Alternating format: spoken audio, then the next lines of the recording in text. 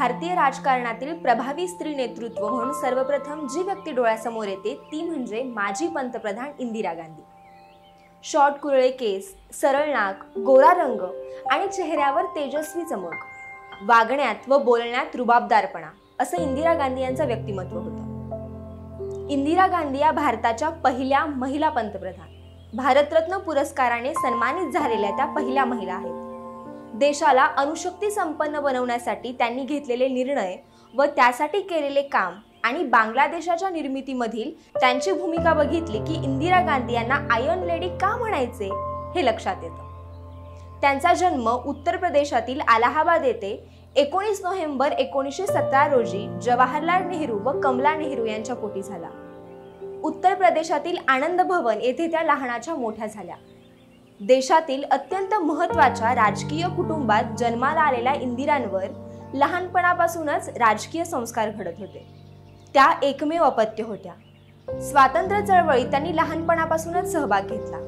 वयाच्या अवघ्या 11व्या वर्षी त्यांनी काही स्वातंत्र्य सैनिकांच्या मदतीने अलाहाबादमधील लहान मुलांची वानरसेना नावाची संघटना स्थापन केली। अलाहाबाद, दिल्ली, पुणे, मुंबई अशा अनेक शहरात त्यांचे शिक्षण झाले। शांतिनिकेतनच्या विश्वभारती महाविद्यालयात त्या गेल्या असता रवींद्रनाथ टागोर यांनी त्यांना प्रियदर्शनी हे नाव दिलं। पुढील शिक्षणासाठी त्या युरोपमध्ये गेल्या आणि तिथेच त्यांची ओळख झाली फिरोज गांधी या तरुणाशी। ओळखीचे रूपांतर हळूहळू प्रेमात झाले आणि मार्च 1942 मध्ये त्या दोघांचा विवाह झाला। फिरोज गांधी हे सुद्धा राजकारणात सक्रिय होते। 1942च्या लढ्यात त्यांनी भाग घेतला म्हणून दोघांना अटक झाली।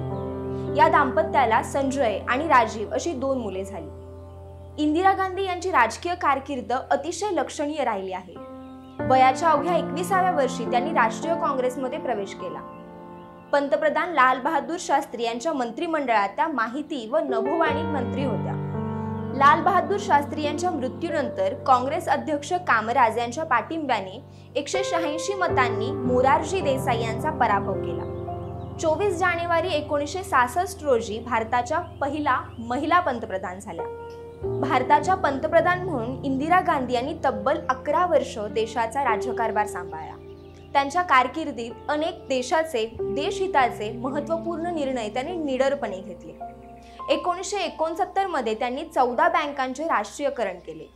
बांगलादेशाच्या निर्मितीमध्ये इंदिरा गांधी यांनी मोलाचे योगदान दिले व त्यासाठी इंदिरा गांधींनी पाकिस्तान आणि अमेरिकेतील चांगल्या संबंधांना लक्षात ठेवत मोठ्या चातुर्याने 1971 साली सोव्हिएत युनियन सोबत 20 वर्षांचा ऐतिहासिक असा परस्पर सहयोग मैत्री करार केला। त्यांच्या या असामान्य कामगिरीला लक्षात घेऊन राष्ट्रपतींनी त्यांना 1971 ला भारतरत्न हा सर्वोच्च नागरी पुरस्कार देऊन गौरव केला। इंदिराजींनी पोखरण येथे पहिली अणुचाचणी घडवून आणली आणि देशाला अणुशक्ती संपन्न बनवले। पाकिस्तानातील ऑपरेशन मेघदूत पार पाडले। संस्थानिकांच्या संस्था रद्द करण्याचा निर्णय त्यांनी घेतला। 1982 साली दिल्लीत 9व्या आशियाई स्पर्धांचे यशस्वीरित्या आयोजन करण्यात त्यांनी महत्त्वपूर्ण योगदान दिले। 1972 ला इंदिराजींनी पाकिस्तान समवेत द्विपक्षीय शिमला करार करून आपल्या मुत्सद्देगिरीचे दर्शन घडवले।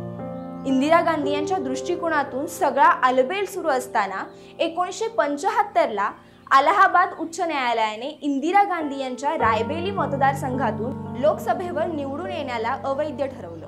त्यानंतर 25 जून 1975 रोजी इंदिरा गांधी यांनी देशात आणीबाणी लावण्याचा निर्णय घेतला।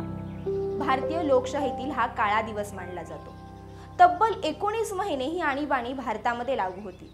आणीबाणीमुळे इंदिरा गांधी यांच्या विरोधात जनमत तयार झालं होतं। त्याचा परिणाम म्हणजे आणीबाणीनंतर झालेल्या लोकसभा निवडणुकीत त्यांचा दारुण पराभव झाला।